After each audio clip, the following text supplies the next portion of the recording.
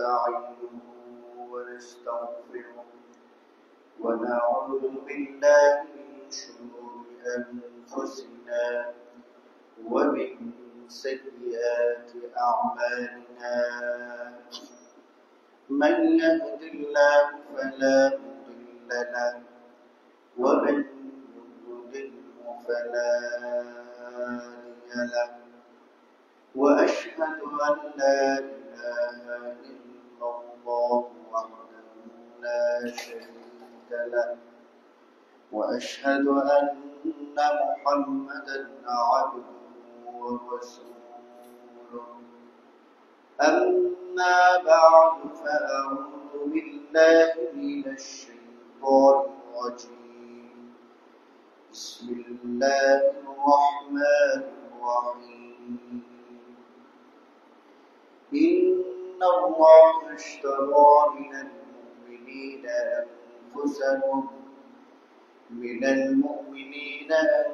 أنفسهم وأموالهم بأن لهم الجنة اللهم صل على محمد وعلى آل محمد كما صليت على إبراهيم وعلى آل إبراهيم إنك حميد مجيد اللهم بارك على محمد وعلى آل محمد كما باركت على إبراهيم وعلى آل إبراهيم إنك حميد مجيد সমস্ত প্রশংসা মহান আল্লাহ রাব্বুল আলামিনের জন্য, যিনি আমাদেরকে মসজিদ আত-তাওহীদে জুমার সালাত আদায় করার উদ্দেশ্যে সমবেত হওয়ার তৌফিক দিয়েছেন। আমরা বলি আলহামদুলিল্লাহ। দরুদ ও সালাম প্রেরণ করছি বিশ্ব মানবতার মহান শিক্ষক রাহমাতুল লিল আলামিন মুহাম্মদুর রাসূলুল্লাহ সাল্লাল্লাহু আলাইহি ওয়াসাল্লামের উপর, যার আনিত বিধান অনুসরণ করার মাধ্যমে রয়েছে মানব জাতির জন্য ইহকালীন কল্যাণ এবং পরকালীন মুক্তি। আমি আপনাদের সামনে দুর্গত মানুষকে সহযোগিতা করার গুরুত্ব এবং এর ফজিলত সম্পর্কে আলোচনা করার চেষ্টা করব। ওয়া তাওফীক ইল্লা বিল্লাহ আলাইহি তাওয়াক্কালতু ওয়া ইলাইহি উনীব। ইসলাম একটি পূর্ণাঙ্গ জীবন ব্যবস্থার নাম। জীবনের সর্বক্ষেত্রে ইসলাম মানুষকে দিক নির্দেশনা দেয় কিভাবে তার জীবন আদর্শ পরিচালিত করবে। এই জন্য জীবনে এমন কোন ক্ষেত্র নেই যে বিষয়ে ইসলাম কথা বলে না, দিক নির্দেশনা দেয় না। পূর্ণাঙ্গ একটি জীবন ব্যবস্থা হচ্ছে ইসলাম। আপনার ব্যক্তি জীবন বলেন, আপনার পারিবারিক জীবন, সামাজিক জীবন, রাষ্ট্রীয় জীবন, এমনিভাবে আন্তর্জাতিক জীবন, সকল বিষয়ে ইসলাম দিক নির্দেশনা দেয়। আমি মূল কথায় যাওয়ার আগে, আমরা যেহেতু বাংলাদেশে বসবাস করি, বাংলাদেশের যে সমস্ত সমস্যা আছে, এই সমস্ত সমস্যা, কুসংস্কার, শিরক, হোক ব্যক্তি জীবনে, হোক সামাজিক জীবনে, হোক রাষ্ট্রীয় জীবনে, যেখানে যে অসঙ্গতি আছে, আমাদের কাজ হলো এই সমস্ত অসঙ্গতির বিষয়ে কথা বলা, মানুষকে দাওয়া দেওয়া, বোঝানো যে এই সমস্ত কুসংস্কার থেকে বেরিয়ে আসা, এই সমস্ত শিরকি কর্মকাণ্ড থেকে বেরিয়ে আসা, এটা আমাদের কর্তব্য। সর্বক্ষেত্রে যেখানে যে বিষয়ে ইসলাম দিক নির্দেশনা দেয়, এই বিষয়ে আমাদের কথা বলতে হবে, মানুষকে দাওয়া দিতে হবে। আমরা বাংলাদেশ নামক একটি রাষ্ট্রে বসবাস করি। রাষ্ট্রীয়ভাবে যে সমস্ত বিষয় অসঙ্গতি আছে, রাষ্ট্রীয়ভাবে যে সমস্ত বিষয় শিরকি কর্মকাণ্ড আছে, এই সমস্ত বিষয়ে আমাদের কথা বলতে হবে সংশোধনের জন্য। যেমন আমাদের জাতীয় সঙ্গীত কথা উঠেছে, এখন যেহেতু আমাদের জাতীয় সঙ্গীত নিয়ে কথা উঠেছে, জাতীয় সঙ্গীত অনেকেই দাবি করতেছেন বর্তমানে এই জাতীয় সঙ্গীতকে পরিবর্তন করা প্রয়োজন। আবার কিছু মানুষের দাবি হলো যে জাতীয় সঙ্গীতের ওহির মতো, এটা আর পরিবর্তন করা যাবে না। জীবনের সকল কিছুই পরিবর্তন করা যাবে, কিন্তু জাতীয় সঙ্গীত পরিবর্তন করা যাবে না। কিছু মানুষে এইভাবে এই বিষয়টাকে নিয়েছে। আমাদের আগের সময়ে এমন অবস্থা হয়েছিল যে জাতীয় সঙ্গীত যদি না গাওয়া হয়, অথবা অনেক শিরকি কর্মকাণ্ড আছে, এগুলো যদি করা না হয় তাহলে সে দেশদ্রোহী। যেমন শহীদ মিনার, এই জায়গায় খাম্বাতে গিয়ে যদি সে সম্মান প্রদর্শন না করে তাহলে সে স্বাধীনতা বিরোধী, দেশদ্রোহী, এইভাবে আখ্যা দিত। তার ছবির মাঝে যদি সম্মান প্রদর্শন না করে তাহলে দেশদ্রোহী, অথচ এটা শিল্পী কর্মকাণ্ড। মূর্তি বানিয়ে মূর্তির মধ্যে যদি সম্মান প্রদর্শন না করে, যারা সম্মান প্রদর্শন করে নাই অনেকের চাকরিচ্যুত হয়েছে। এক লোক বাম হাত দিয়ে ফুল দিয়েছিল, এই জন্য তার চাকরি চলে গেছে, অসম্মান করা হয়েছে। এমন অবস্থায় চলে গিয়েছিল যে মুহাম্মদ রাসূলুল্লাহ সাল্লাল্লাহু আলাইহি ওয়াসাল্লামকে যদি কেউ গালি দেয় তার কোনো বিচার নাই, কিন্তু ওনার বাবাকে যদি কেউ গালি দেয় তাহলে তার শক্ত বিচার। এই অবস্থায় চলে গেছে। এই জন্য এখানে যেহেতু সুযোগ এসেছে কথা বলার, সমাজের সর্বক্ষেত্রেই সংস্কার হচ্ছে।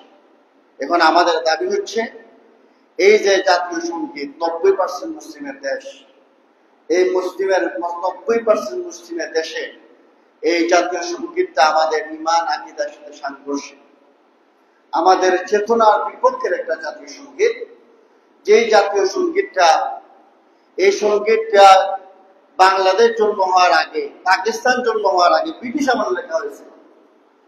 যে সঙ্গীতটা এই দেশকে উদ্দেশ্য করে লেখা হয়নি, এই দেশের স্বাধীনতার সপক্ষে কোনো কথা নেই, এই বাংলাদেশ নামক রাষ্ট্রের কোনো নাম নেই এখানে। এই জন্য আমাদের দাবি থাকবে, আমরা যাতে সুচ্ছারভাবে এটা দাবি তুলি, এই জাতীয় সঙ্গীত এটা আমাদের মুসলিমদের চেতনা বিরোধী জাতীয় সঙ্গীত। এই সঙ্গীতটা আমাদের দেশের সাথে সম্পৃক্ত নয়, দেশের স্বাধীনতার সাথে সম্পৃক্ত নয়। এই জন্য এই জাতীয় সঙ্গীতকে বিলুপ্ত করে নতুন আরেকটা জাতীয় সঙ্গীত লেখা হোক এবং এইটাকে বিলুপ্ত করে দেওয়া। এমনিভাবে সমাজে যেখানে যে শিরিক আছে, যেখানে যে কুসংস্কার আছে, এগুলোকে বিলুপ্ত করা হোক। রাষ্ট্রীয়ভাবে শ্রমিকের সম্মান প্রদর্শন করা হয়, এগুলোকে বিলুপ্ত করা হোক। এগুলো হচ্ছে আমাদের প্রাথমিক দাবি। তো রাসূলুল্লাহ সাল্লাল্লাহু আলাইহি ওয়াসাল্লাম সর্বপ্রথম রাসূলুল্লাহ সাল্লাল্লাহু আলাইহি ওয়াসাল্লামকে জিবরাইল আলাইহিস সালাম ওহী নাযিল করেন, ইকরা বিসমি রাব্বিকাল্লাযী খালাক, পড়ো তোমার প্রভুর নামে যিনি তোমাকে সৃষ্টি করেছেন। তিনি রাসূলুল্লাহ সাল্লাল্লাহু আলাইহি ওয়াসাল্লামের কাছে এসে এই আয়াতটা বললেন এবং তিনবার নবী করিম সাল্লাল্লাহু আলাইহি ওয়াসাল্লামের বুকে জড়িয়ে চাপ দিলেন এবং এই আয়াতটা তিনি শুনলেন। প্রথম 5টি আয়াত তিনি শোনালেন। রাসূলুল্লাহ সাল্লাল্লাহু আলাইহি ওয়াসাল্লাম ঘাবড়ে গেলেন। কাঁপতে কাঁপতে নবী করিম সাল্লাল্লাহু আলাইহি ওয়াসাল্লাম ঘরে এলেন। পুরো ঘটনাটা ওনার স্ত্রী উম্মুল মুমিনিন খাদিজা রাদিয়াল্লাহু তাআলা আনহাকে বললেন। তখন যে কথাটা খাদিজা রাদিয়াল্লাহু তাআলা রাসূলুল্লাহ সাল্লাল্লাহু আলাইহি ওয়াসাল্লামকে বলে সান্ত্বনা দিয়েছিলেন, সেই কথাটা হচ্ছে কাল্লা, কখনো নয়, ওয়াল্লাহি, আল্লাহর কসম, মা ইউযিকাল্লাহু আবাদা, আল্লাহ রাব্বুল আলামিন আপনাকে কখনো বিব্রত করবেন না। কারণ হচ্ছে আপনি আত্মীয়তার সম্পর্ক রক্ষা করেন, দুস্থের ভার বহন করেন, নিঃস্বের জন্য উপার্জন করেন, মেহমানের সমাদর করেন, মেহমানকে সম্মান প্রদর্শন করেন এবং প্রাকৃতিক দুর্যোগে মানুষের সহযোগিতা করেন। রাসূলুল্লাহ সাল্লাল্লাহু আলাইহি ওয়াসাল্লাম তখনও তিনি নবুয়তের মিশন শুরু হয় নাই, তাওহীদের দাওয়াত তখনও তিনি দেন নাই। এর আগেই রাসূলুল্লাহ সাল্লাল্লাহু আলাইহি ওয়াসাল্লামের বৈশিষ্ট্য কি ছিল? তিনি আত্মীয়তার হক রক্ষা করতেন। নবী নবুয়তের কাজ শুরু করার আগেই রাসূলুল্লাহ সাল্লাল্লাহু আলাইহি ওয়াসাল্লামের বৈশিষ্ট্য ছিল তিনি মেহমানকে সম্মান করতেন, তিনি অসহায় মানুষের পাশে দাঁড়াতেন, দুস্থ মানুষের পাশে দাঁড়াতেন। এগুলো রাসূলুল্লাহ সাল্লাল্লাহু আলাইহি ওয়াসাল্লামের এই নবুয়ত পাওয়ার আগেই এই গুণগুলো আপনার ছিল। তাহলে এই গুণগুলো আমাদের অর্জন করা প্রয়োজন। মানুষকে যদি আমরা দাওয়াত দিতে চাই, মানবিক কিছু কাজ করতে হবে, মানবিক কাজে আমাদের এগিয়ে আসতে হবে, যার মাধ্যমে আমাদের দাওয়াতের কাজটা সহজ হবে। রাসূলুল্লাহ সাল্লাল্লাহু আলাইহি ওয়াসাল্লাম নবুয়ত প্রাপ্তির আগেই তিনি সমাজের মধ্যে একজন ভালো মানুষ হিসেবে স্বীকৃত ছিলেন, সমাজের মধ্যে একজন আমানতদার হিসেবে স্বীকৃত ছিলেন, একজন সত্যবাদী লোক হিসেবে তিনি সমাজের মধ্যে স্বীকৃতি লাভ করেছিলেন। এই জন্য ওরা দাওয়াতটা মানুষ সহজে গ্রহণ করেছে। তারপরেও বিরোধিতা আসছে, কিন্তু এর আগে এই গুণাবলীগুলো তিনি গ্রহণ করেছেন। রাসূলুল্লাহ সাল্লাল্লাহু আলাইহি ওয়াসাল্লামের গুণ ছিল তিনি এটা আদর্শ আমাদের জন্য, যে আদর্শটা হচ্ছে মানুষের, দুস্থ মানুষের পাশে দাঁড়ানো, অসহায় মানুষের পাশে দাঁড়ানো, ইয়েতিম মানুষের পাশে দাঁড়ানো, বিভিন্ন বিপদ মুসিবতে মানুষ যখন অসহায় অবস্থায় থাকবে সেই সময়ে মানুষের পাশে সাহায্যের হাত নিয়ে দাঁড়ানো, এটা রাসূলুল্লাহ সাল্লাল্লাহু আলাইহি ওয়াসাল্লামের মহান একটা সুন্নাত। এই যে আমাদের বাংলাদেশ একটা দুর্যোগ কবলিত একটা দেশ, বিভিন্ন সময় বিভিন্ন দুর্যোগে মানুষ বিপদগ্রস্ত হয়ে যায়। এমতো অবস্থায় আমাদের এই যে এখন ফেনীতে গেল আমাদের দুর্যোগ, সিলেটও কিছুদিন আগে গেল, যখনই যে বিপদ মুসিবত দুর্যোগপূর্ণ মুহূর্তে আপনারা জাকাতের টাকাটা এই সময় দেওয়াটা জায়েজ রয়েছে, আপনি দিতে পারেন। মুমিনদের গুণ হচ্ছে ওয়াল্লাযীনা হুম লিয-যাকাতি ফাঈলুন, যে তাদের গুণ হচ্ছে তারা যাকাত আদায় করে। যাকাতের পয়সা দিয়ে যারা যাকাতের হকদার এই সমস্ত মানুষকে এই দুর্যোগপূর্ণ সময়ে তাদেরকে সহযোগিতা করা যাবে। আল্লাহ রাব্বুল আলামিন বলছেন ওয়াল্লাযীনা ইয়াকনিজুনা আয-যাহাবা ওয়াল-ফিদ্দাতা ওয়া লা ইউনফিকুনহা ফী সাবিলিল্লাহ ফাবাশশিরহুম বিআযাবিন আলীম ইয়াওমা ইউহমা আলাইহা ফী নারি জাহান্নাম ফাতুকওয়া বিহা জিবাহুহুম ওয়া জুলুদুহুম ওয়া যুহুরুহুম হাযা মা কানাজতুম লিআনফুসিকুম ফাযুকু মা কুনতুম তাকনিজুন। যারা সোনার উপর পঞ্জীভূত করে রাখে, জমা করে রাখে এবং আল্লাহর পথে ব্যয় করে না, তাদেরকে যন্ত্রণাদায়ক শাস্তির সুসংবাদ দিন।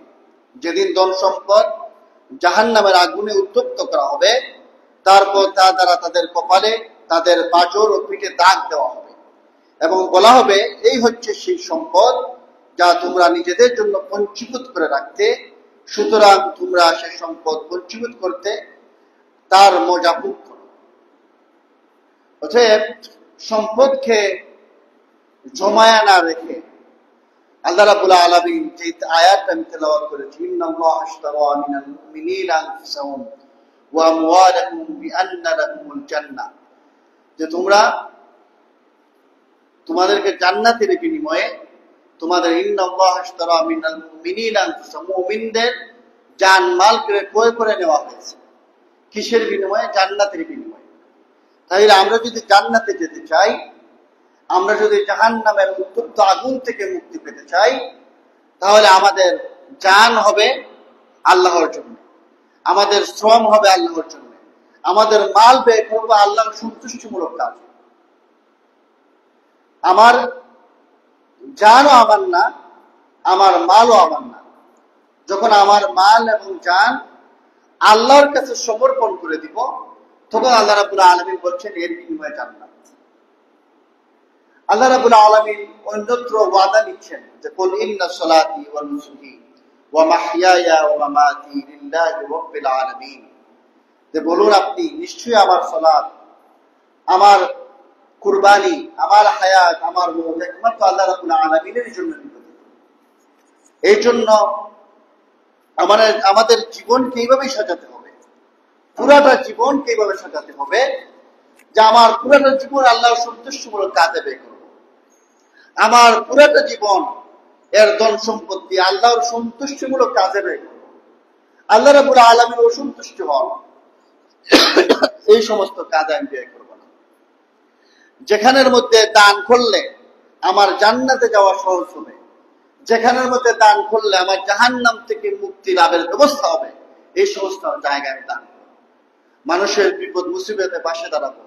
মসজিদ মাদ্রাসা যেখান থেকে কুরআন এবং সুন্নাহর আলো ছড়িয়ে যায়, এই সমস্ত মসজিদ এবং মাদ্রাসার মধ্যে আমি আমার সর্বত্র বিলিয়ে দেব। এটা আমার জন্য, আমার এগুলা হচ্ছে পুঞ্জি, আমার পরকালের পুঞ্জি এগুলা। এই জন্য দুনিয়ায় থাকা অবস্থায় আখিরাতের সামানকে জোগাড় করে নিয়ে যেতে হবে। ধন সম্পত্তিকে এই সমস্ত ভালো ভালো কাজে ব্যয় করতে হবে। আল্লাহ রাব্বুল আলামিন বলছেন, মুমিন যারা ঈমান এনেছে তাদেরকে দান এবং মালকে আমি ক্রয় করে নিয়েছি। কিসের বিনিময়ে? জান্নাতের বিনিময়ে। তাহলে আমরা যদি জান্নাত চাই, তাহলে আমরা আল্লাহ রাব্বুল আলামিনের রাজি খুশি করার জন্য আমাদের জান এবং মালকে আমাদের কুরবান করে দিতে হবে।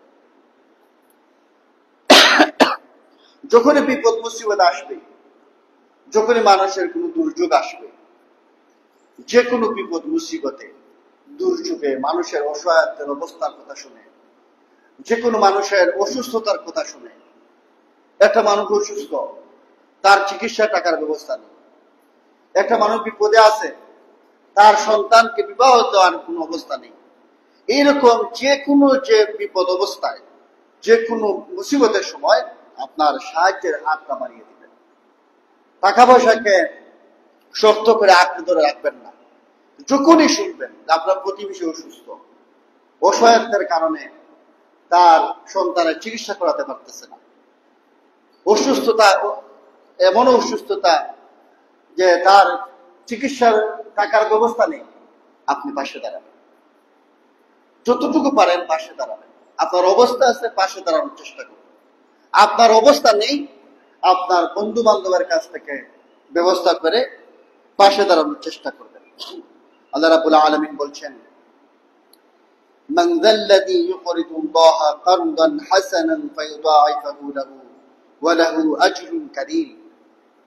এই যে আপনি দান করতেছেন, এই দানটা কিছু হারিয়ে যাচ্ছে না।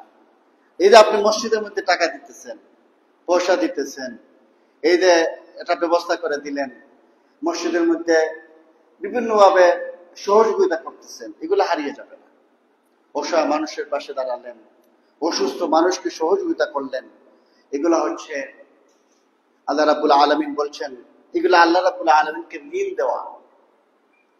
আল্লাহ রাব্বুল আলামিন বলছেন, কে আছে যে আল্লাহ রাব্বুল আলামিনকে ঋণ দিবে? উত্তম ঋণ। তাহলে তিনি দাতার জন্য তা বহু গুণে বৃদ্ধি করে দিবেন। যে ব্যক্তি আল্লাহকে ঋণ দিবে, আল্লাহ রাব্বুল আলামিন এর বিনিময়ে উত্তম ভাবে বহু গুণে বাড়িয়ে দিবেন এবং এরূপ ব্যক্তি লাভ করবে মহাপ্রতিদান। সুবহানাল্লাহ। আল্লাহ রাব্বুল আলামিন বলছেন, ইন তাকরিদুল্লাহা কারদান হাসানান ইউদাঈফু লাকুম ওয়া ইয়াগফির লাকুম। তোমরা আল্লাহকে ঋণ দিলে আল্লাহ রাব্বুল আলামিন তা কয়েক গুণে বাড়িয়ে দিবেন এবং তোমাদের গুনাহগুলোকে মাফ করে দিবেন। যখন আপনি দান করবেন, আল্লাহ রাব্বুল আলামিনকে কর্জা দিবেন, ঋণ দিবেন, আপনার গুনাহকে আল্লাহ রাব্বুল আলামিন কাটিয়ে দিবেন। ঋণের আল্লাহ রাব্বুল আলামিনকে ঋণ দেওয়ার মাধ্যমে আপনার বিপদ মুসিবত আল্লাহ রাব্বুল আলামিন কাটিয়ে দিবেন। বড় ধরনের একটা বিপদ ছিল আপনার সামনে, আপনি একজন মানুষকে সহযোগিতা করে ফেললেন, এই সহযোগিতার ফলে, এই দানের ফলে আল্লাহ রাব্বুল আলামিন আপনার সামনে বড় একটা বিপদ ছিল, বিপদটা কাটিয়ে দিবেন। এই জন্য এই যে as-সাদকাতু তারুদ্দুল বালা, সদকা বালা মুসিবত দূর করে দেয়, সদকা জাহান্নামের আগুনকে নিভিয়ে দেয়, সদকা আপনার বিপদ মুসিবত থেকে রেহাই দান করে। এই জন্য বেশি বেশি আপনার দান সদকা করতে হবে। আপনি প্রতিদিন হলেও কোনো না কোনো মানুষকে সাহায্য করার চেষ্টা করবেন। 5টা টাকা 10টা টাকা দিয়ে হলেও আপনি সাহায্য করার চেষ্টা করবেন। আল্লাহ রাব্বুল আলামিন ইখলাসের সাথে, ইখলাসে অন্তরকে পরিশুদ্ধ রেখে আল্লাহ রাব্বুল আলামিনকে সন্তুষ্ট রেখে দান করা। অনেক মানুষ তো আছে এমন যে 100 টাকা যদি দান করে, সে মসজিদে পড়ে আসছে, মানে পিছনে আসে, গ্রামের মসজিদে দেখা যায় যে মসজিদের একেবারে পিছনে আছে, হ্যাঁ, মানে মানুষকে পাশ কেটে কেটে কেটে একবারে সামনে গা ইমাম হয়ে গেছে, 100 টাকা রাখেন, আমার আব্বার জন্য দোয়া করেন। এইভাবে সে মানুষকে জানানোর জন্য দেয়, মানুষ যাতে জানে সে দান করতেছে। ইমাম সাহেব কান্নাকাটি করে আবার বলতেছেন, তোমার আব্বা খুব ভালো মানুষ ছিলেন, 100 টাকা দান করছেন, এই পরিবার খুব ভালো পরিবার, মসজিদের মধ্যে সবসময় দান এ সদকা করে, আল্লাহ রাব্বুল আলামিন এই সেই করে অনেক দোয়া করে দিলেন। এইভাবে সামনে নিতে জানতে তার নামটা উচ্চারিত হয়, মানুষ যাতে তার নামটা শুনে। 500 টাকা দিল, সে একবারে সামনে গেতে যাতে তার নামটা উচ্চারিত হয়। এই সমস্ত যে দান আছে, এই সমস্ত দান আল্লাহ রাব্বুল আলামিনের কাছে পৌঁছাবে না যদি মনের মধ্যে তাকে মানুষে বলবে।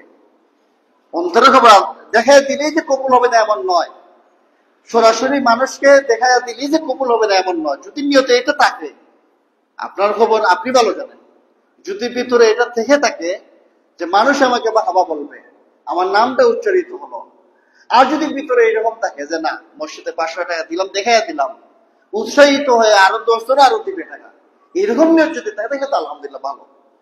কিন্তু নিয়ত যদি এরকম থাকে যে না, মানুষে দেখলো, এক লোকে মসজিদে প্রাইজ দিচ্ছে, এই লোকে প্রাইজ দেওয়ার কারণে তার গোষ্ঠীর সবাই বলতেছে মসজিদে প্রাইজ না, আমরা গোষ্ঠী করতেছি, আমরা গোষ্ঠী, এই যে সে বড়াই করতেছে, শুধু সে না, তার পুরো গোষ্ঠী বড়াই করতেছে। এই সমস্ত দানবীর আল্লাহ রাব্বুল আলামিন কিয়ামতের দিন জাহান্নামে দিয়ে দিবেন যে তোমার বদলা তুমি পেয়ে গেছো।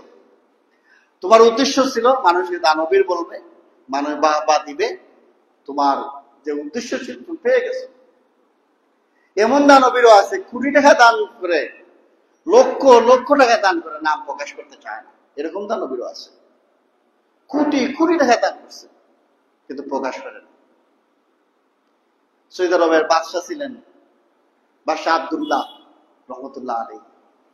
তিনি 2007 অথবা 6 কত শুনে জানি, বড় ধরনের ঘূর্ণিঝড় হয়েছিল বাংলাদেশে। তিনি কয়েক হাজার কোটি টাকা বাংলাদেশে দান করেছিলেন, কয়েক হাজার কোটি টাকা। এটা প্রকাশ হয়েছে আরো 10-15 বছর পরে। এমন ভাবে দান করেছেন প্রকাশই হয় নাই। এই যে আমাদের যে মসজিদ দেখেন, আমাদের এই যে থানায় একটা মসজিদ হয়েছে না, মডেল মসজিদ, এই মসজিদটা বাংলাদেশ সরকারের অনুদান নয়, এটা কিন্তু মিডিয়া প্রকাশ করছে যে বাংলাদেশ সরকারের অনুদান। এই মডেল মসজিদ গুলা সৌদি আরবের দান, সৌদি আরব গভর্নমেন্টের দান, কিন্তু ওনারা দান করছে, ওনাদের অন্তরে এটা নাই যে আমাদের নাম প্রকাশ হোক অথবা না হোক, এটা বিষয় না। বিষয়টা হলো আমার দান করার বিষয়। এইভাবে এরকম দানবীর আছে। দান যখন আপনি করবেন, আপনি হুজুরকে দিয়ে আলাদাভাবে দোয়া করানোর কোনো প্রয়োজন নাই। আপনি মসজিদে 50,000 টাকা দিচ্ছেন, এই জন্য যে হুজুর দোয়া করে কান্নাকাটি করে বলবেন যে এই ভাইয়ের 50,000 টাকাটা আল্লাহ রাব্বুল আলামিন কবুল করেন, এইভাবে বলার কোনো প্রয়োজন নাই। আপনার যদি ইখলাসিয়ত থাকে, আপনার যদি অন্তর পরিশুদ্ধ থাকে, আপনি যদি আল্লাহ রাব্বুল আলামিনকে সত্যিকারী রাজি খুশি করার জন্য মসজিদে 50,000 টাকা দেন, আপনি দিচ্ছেন, সাথে সাথে আল্লাহ রাব্বুল আলামিনের কাছে পৌঁছে গেছে। আপনি আর আলাদাভাবে নির্দেশ করার কোনো প্রয়োজন নাই। আমাদের কোরআন খতম করে মানুষে, আমাদের সমাজে কোরআন খতম করার পরে এটা আবার বকশানি লাগে। এই সোয়াবটা যেন এটা মানে পৌঁছে নাই, এখানে আছে। ইমাম সাহেব হুজুর অথবা কোন হুজুর এটা পৌঁছায় দিবেন যে এই সোয়াবটা মুহাম্মদ সাল্লাল্লাহু আলাইহি ওয়াসাল্লামের কবরে কিছু পৌঁছায় দেন, বাবার কবরে কিছু পৌঁছায় দেন, মায়ের কবরে কিছু পৌঁছায় দেন না। আপনি যেই নিয়তে যে আমলটা করবেন, সাথে সাথে আল্লাহ রাব্বুল আলামিন কবুল করে নেবেন। আরেকজন ব্যক্তিদের বলতে হবে এটার কোনো প্রয়োজন নাই। আপনি দান করছেন, দান সাথে সাথে কবুল হয়ে যাবে। আপনার নিয়ত যদি থাকে আল্লাহ রাব্বুল আলামিনকে রাজি খুশি করা। আপনি এটা ফকিরকে দান করছেন, বলার কোনো প্রয়োজন নাই দোয়া করি, এটা বলার কোনো প্রয়োজন নাই। আপনি দান করছেন, সাথে সাথে আল্লাহ রাব্বুল আলামিন কবুল করে নেবেন। আল্লাহ রাব্বুল আলামিন আপনি যেই দানটাই করুন, আপনার দান যদি থাকে হালাল ইনকামের দান, হালাল ইনকামের দানে আল্লাহ রাব্বুল আলামিন কবুল করেন, হারামের দান কবুল করেন না। আর হালালের দান যদি সামান্য হয়, আল্লাহ রাব্বুল আলামিন বহু গুণে তা বাড়িয়ে দিবেন। রাসূলুল্লাহ সাল্লাল্লাহু আলাইহি ওয়াসাল্লাম বলছেন, যে ব্যক্তি হালাল উপার্জন থেকে একটু খেজুর পরিমাণ দান করে, আল্লাহ রাব্বুল আলামিন হালাল ছাড়া দান কবুল করেন না। তো আল্লাহ রাব্বুল আলামিন তার দান হস্তে গ্রহণ করেন। যে ব্যক্তি হালাল ইনকাম থেকে সামান্য দান করে, 2 টাকা দান করুক হালাল ইনকাম থেকে, আল্লাহ রাব্বুল আলামিন তার ডান হাতে কবুল করেন, গ্রহণ করেন এবং তা কবুল করে নেন। অতঃপর তা দানকারীর জন্য লালন পালন করে বড় করতে থাকেন। যেমন তোমরা গুড়ার বাচ্চা লালন পালন করো, এক পর্যায়ে সামান্য দান পাহাড় সমান হয়ে যায়। সুবহানাল্লাহ। সামান্য দানও যদি হয় হালাল ইনকাম থেকে, আল্লাহ রাব্বুল আলামিন ডান হাতে গ্রহণ করেন এবং তাকে কবুল করে নেন এবং এই দানকে লালন পালন করতে থাকেন, বড় করেন থাকেন। বান্দার দান গুনাহমুক্তি এবং আল্লাহ রাব্বুল আলামিন এর সন্তুষ্টি লাভের মাধ্যম। হযরত আনাস রাদিয়াল্লাহু তাআলা থেকে বর্ণিত, রাসূলুল্লাহ সাল্লাল্লাহু আলাইহি ওয়াসাল্লাম বলেন, নিশ্চয়ই সদকা রবের রাগকে, ক্রোধকে নির্বাপিত করে এবং অপমৃত্যুর হাত থেকে রক্ষা করে। আপনি দেখেন, আপনি হঠাৎ নবীগঞ্জে যাচ্ছেন আর হঠাৎ রাস্তায় মারা গেলেন, হঠাৎ মৃত্যু। এই মৃত্যু থেকে রাসূলুল্লাহ সাল্লাল্লাহু আলাইহি ওয়াসাল্লাম পানা চাইতে বলছেন। হঠাৎ মৃত্যু, হঠাৎ মৃত্যু হলে আপনার কলিমা পড়ার সুযোগ নাই, প্রস্তুতি নেওয়ার কোনো সুযোগ নাই। আপনি অসুস্থ আছেন, কিছুদিন অসুস্থ হয়ে মারা গেলেন, আপনার এর সুযোগ আছে, আপনি তওবা ইস্তেগফার করে আপনি কলিমা পড়ে আপনি যাওয়ার সুযোগ আছে। এই জন্য হঠাৎ মৃত্যু থেকে যারা দান করে, আল্লাহ রাব্বুল আলামিন এদেরকে হঠাৎ মৃত্যু থেকে রক্ষা করেন। আল্লাহ রাব্বুল আলামিনের রাগ থেকে তিনি রক্ষা করেন। যে কোনো গুনাহের কারণে আপনার আল্লাহ রাব্বুল আলামিন রাগান্বিত, আপনার এই দানের কারণে আল্লাহ রাব্বুল আলামিন এর রাগ থেকে আপনি রক্ষা পেয়েছেন। রাসূলুল্লাহ সাল্লাল্লাহু আলাইহি ওয়াসাল্লামের যুগের একটি ঘটনা। একদিন কিছু নগ্ন পথ, খালি মাথা চামড়া বস্ত্র পরিহিত, গলায় তরবারি ঝুলানো একদল যুবক, একদল মানুষ রাসূলুল্লাহ সাল্লাল্লাহু আলাইহি ওয়াসাল্লামের নিকটে এলো। তাদের চেহারায় ছিল অনাহারের ছাপ, অভুক্ত ছিল তারা। এই অবস্থায় দেখে নবী করিম সাল্লাল্লাহু আলাইহি ওয়াসাল্লাম চেহারা বিপন্ন হয়ে গেল। নবী করিম সাল্লাল্লাহু আলাইহি ওয়াসাল্লাম বেলাল রাদিয়াল্লাহু তাআলা আনহুকে নির্দেশ দিলেন আযান ও ইকামত দিতে। সালাত আদায়ের পর রাসূলুল্লাহ সাল্লাল্লাহু আলাইহি ওয়াসাল্লাম খুতবা দিলেন। খুতবায় সূরা নিসার প্রথম আয়াত এবং সূরা হাশরের 18 নম্বর আয়াত তেলাওয়াত করলেন। সূরা নিসার 18 নম্বর আয়াতে আল্লাহ রাব্বুল আলামিন বলেছেন, ইয়া আইয়ুহাল্লাযীনা আমানুত্তাকুল্লাহ, তোমরা আল্লাহ রাব্বুল আলামিনকে ভয় করো। ওয়াল তানজুর নাফসুম মা কদ্দামাত লিগাদিন ওয়াত্তাকুল্লাহ ইন্নাল্লাহা খাবীরুম বিমা তা'মালুন। যে প্রত্যেকেই জেনে দেখুন, হিসাব করে দেখুন যে আগামীকালের জন্য সে কি প্রেরণ করছে, আগামীকালের জন্য সে অগ্রিম কি পাঠাচ্ছে, সেই হিসাব করে দেখুন। এবং আবার বললেন, তোমরা আল্লাহকে ভয় করো, ইন্নাল্লাহা খাবীরুম বিমা তা'মালুন, তোমরা যা কিছু করতেছো আল্লাহ রাব্বুল আলামিন সকল বিষয় খবর রাখেন। প্রত্যেককে আল্লাহ রাব্বুল আলামিন চিন্তা করতে বলছেন যে আগামীকালের জন্য, আখিরাতের জন্য আপনি কি প্রেরণ করতেছেন, আপনি হিসাব করে দেখেন, আত্মসমালোচনা করে দেখেন, চিন্তা ভাবনা করে দেখেন যে আগামীকালের জন্য আমি কি প্রেরণ করলাম। রাসূলুল্লাহ সাল্লাল্লাহু আলাইহি ওয়াসাল্লাম বললেন, প্রত্যেকেই দিনার, দিরহাম, বস্ত্র, গম, খেজুর দান করুক, এমনকি প্রয়োজনে এক টুকরো খেজুর হলে দিয়ে হলো। তখন এক আনসারী সাহাবী বড় একটি থলে নিয়ে এলেন। বাড়ি হওয়ার কারণে যেন তা বহন করতে পারছিলেন না। এরপর লোকজন একের পর এক সদকা নিয়ে আসতে লাগলো। হাদিসের বর্ণনাকারী বললেন, অবশেষে আমি খাদ্য ও বস্ত্রের দুটো স্তূপ দেখতে পেলাম। এই অবস্থা থেকে রাসূলুল্লাহ সাল্লাল্লাহু আলাইহি ওয়াসাল্লামের চেহারা মুবারক ঝলমল করে উঠল, যেন একটুকু সোনা। তারপর রাসূলুল্লাহ সাল্লাল্লাহু আলাইহি ওয়াসাল্লাম ইরশাদ করলেন, ইসলাম মুসলমানদের মাঝে যে ব্যক্তি কোনো ভালো কাজের সূচনা করবে তার সওয়াব সে পাবে, সাথে সাথে তাদের সওয়াবও সে পাবে যারা এর পর সে অনুসারে আমল করলো। তবে সেক্ষেত্রে আমলকারীর সওয়াব থেকে একটু কাটা হবে না। যেমন আমাদের আত্মাকুয়া মসজিদ ছিলেন, নতুন নতুন কিছু উদ্যোগ নিতেছে মানুষের সহযোগিতা করার। তারা মানুষকে যাতে সুদমুক্ত অর্থনীতির ব্যবস্থা চালু হয় এই জন্য তারা চালু করছে সদকায়ে এই কর্জা হাসানা, মানুষ কর্জা হাসানা, এটা নতুন সিস্টেম মসজিদ থেকে। এটা সিলেটে আর কোনো মসজিদে এই ব্যবস্থা নেই। মসজিদের কমিটির মাধ্যমে মানুষকে সহযোগিতা করা, এই সিস্টেমটা আর কোনো মসজিদে এটা নেই। এইভাবে যদি আরো মসজিদগুলো অনুসরণ করে এই সমস্ত ভাইদের বিষয়টা, তাহলে এনারা এই সমস্ত যারা এই বিষয়টা অনুসরণ করে এই আমলটা করবে, ওনারা এটা সওয়াব পেতে থাকবে। আরো কিছু উন্নয়ন কর্মকাণ্ড আছে, সুন্দর সুন্দর কিছু সেবামূলক কাজ আছে। এই বিষয়টা অনুকরণ করে আরো কিছু মসজিদ যদি এভাবে সহযোগিতা করে, আরো কিছু ভাইয়েরা যদি এই সমস্ত বিষয়ে এগিয়ে আসে, তাহলে ওনারা যে সওয়াব পাবে ভালো কাজ করে, যারা প্রথমে সূচনা করেছিল তারা ঠিক সেই সম পরিমাণ সওয়াব পাবে। সুবহানাল্লাহ। এবং তাদের সওয়াব থেকে সামান্য আমলকারীদের কাটা হবে না। এমনি ভাবে যে ব্যক্তি ইসলামে মুসলমানদের মাঝে কোনো মন্দ কাজের সূচনা করবে, তার গুনাহ তার উপর বর্তাবে। নতুন একটা গুনার কাজ আপনি সূচনা করলেন, আপনি সিনেমা হল বানালেন, আপনার সিনেমা হল বানানো থেকে আরো অনেকে মানুষ সিনেমা হল বানালো। এইভাবে আপনি প্রথম যেহেতু সূচনা করছেন খারাপ কাজের সূচনা, আপনারটা দেখে দেখে যারাই খারাপ কাজের সূচনা করবে আপনি সম পরিমাণ গুনাহ পেতে থাকবেন। যেই খারাপ কাজে আপনি সমাজে প্রচলন করুন না কেন।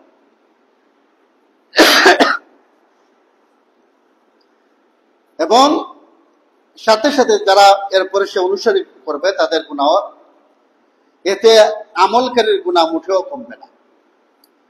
এইভাবে যারা ভালো কাজের সূচনা করবে, ভালো কাজ সমাজে চালু করবে, তারা ভালো কাজের সম পরিমাণ সওয়াব পাবে। আপনি একজনকে সালাত করতো না, আপনি দাওয়াত দিয়ে সালাতে নিয়ে আসলেন, আপনি ঠিক সে যতদিন সালাত আদায় করবে আপনি ঠিক সম পরিমাণ সওয়াব আপনি পেতেই থাকবেন।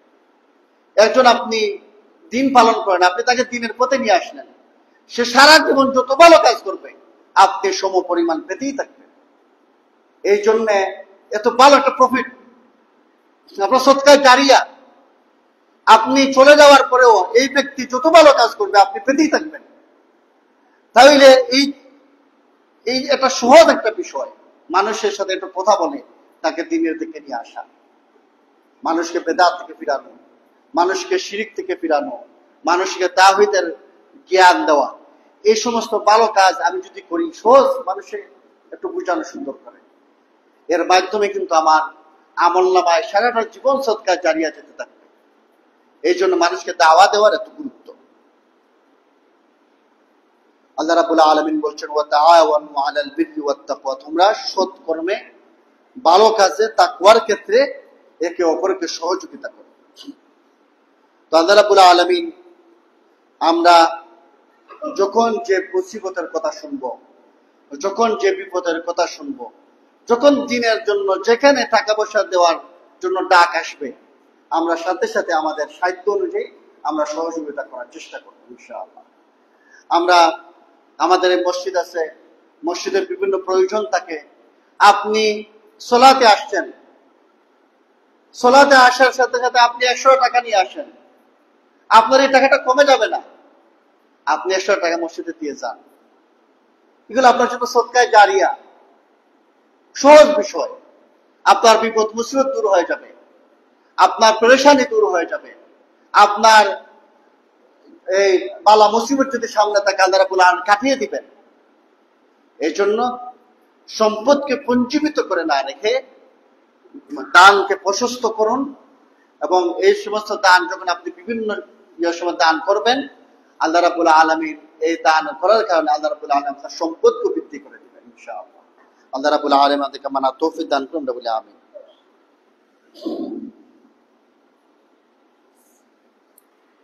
الحمد لله والصلاة والسلام على رسول الله، أما بعد فإن خير الحديث كتاب الله، وخير الهدي هدي محمد صلى الله عليه وسلم، وشر الأمور محدثاتها، وكل محدثة بدعة، وكل بدعة ضلالة، وكل ضلالة في النار। قال الله تعالى إن الله وملائكته يصلون على النبي يا أيها الذين آمنوا صلوا عليه وسلموا تسليما اللهم صل على محمد وعلى آل محمد كما صليت على إبراهيم وعلى آل إبراهيم إنك حميد مجيد اللهم بارك على محمد وعلى آل محمد كما باركت على إبراهيم وعلى آل إبراهيم إنك حميد مجيد আল্লাহ রাব্বুল আলামিন আমাদের জীবনের সমস্ত গুনাহ খাতা maaf করে দেন আল্লাহ রাব্বুল আলামিন আমাদেরকে কুরআন এবং সুন্নাহ অনুযায়ী জীবন পরিচালিত করার তৌফিক দান করেন আল্লাহ রাব্বুল আলামিন আমাদেরকে বিদআত থেকে দূরে থাকা তৌফিক দান করেন শিরক থেকে দূরে থাকা তৌফিক দান করেন একনিষ্ঠভাবে তাওহীদে অনুসারী হওয়ার তৌফিক দান করেন আমাদের মধ্যে যারা অসুস্থ আছে তাদেরকে সুস্থতা দান করেন আমাদের মধ্যে যারা বিপদ মুসিবত আছে তাদের বিপদ মুসিবত দূর করে দেন আমাদের এই মসজিদকে যারা টাকা দিয়ে পয়সা দিয়ে শ্রম দিয়ে বুদ্ধি দিয়ে যেভাবে সহযোগিতা করতেছে আল্লাহ রাব্বুল আলামিন সবাইকে কবুল করে নেন আমাদের মধ্যে যারা কবরস্থ হয়ে গেছে তাদের কবরকে জান্নাতের বাগান বানিয়ে নেন ربنا تقبل منا إنك أنت السميع العليم وتب علينا إنك أنت التواب الرحيم إن الله يأمر بالعدل والإحسان وإيتاء